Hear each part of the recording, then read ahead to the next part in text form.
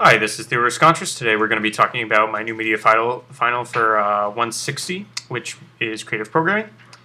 Essentially what this project began as was going to be a 3D environment that a user could traverse, and what it was going to allow them to create a maze in an actual physical reality. That is, they were going to draw what they believed the maze in the game to be and then show it to a webcam, which would then verify whether or not their drawing was correct. Turns out, though, image recognition is much harder than I would have first thought, so this project actually sort of had to be held back a little bit, and I ended up having to do something different. So essentially what this became instead was a generative art project that still allows for 3D traversing, but it's not really what I wanted it to be. So anyways, this is the sketch. So in this sketch, this is actually an edited version that allows the viewer currently to see that it is moving around in a 3D space.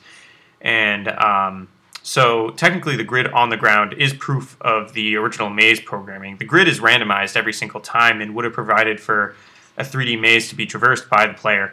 But the problem is that it is also hard to create an algorithm for a user that would allow for a solution to the maze. That is, this environment that I'm moving around right now, if there was actually 3D blocks that couldn't be walked through, the user wouldn't be able to find the start and the finish due to the fact that there's not really a path to traverse, rather it's just random white and black squares, some of which would be places you could walk and places that you couldn't walk.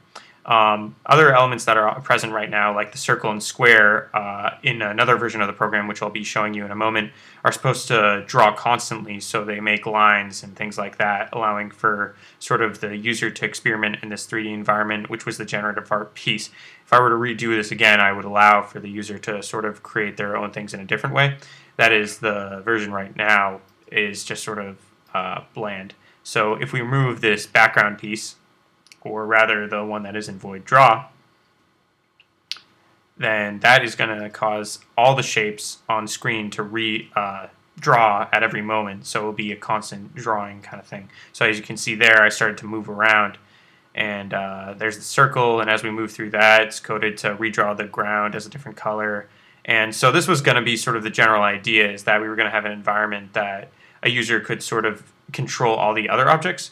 But this sort of causes a fundamental problem in 3D, showing that it's impossible to show where you are. So I installed a function that was whenever you hit R, it would redraw the background, sort of redrawing everything you were currently standing on to make more sense of where you were at that moment. So it's sort of like an eraser of some sort. So really what my project ended up becoming was a generative art piece that allows you to just sort of get lost in 3D.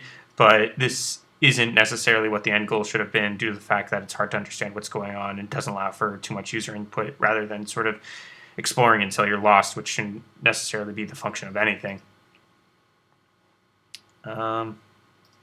So yeah, if I got to redo this, I would essentially do this generative art piece so that the user would have more input and make more sense and be able to discover necessarily what was going on.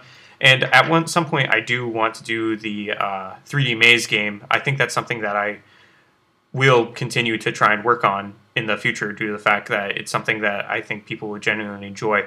But for now, this is the progress, and thank you.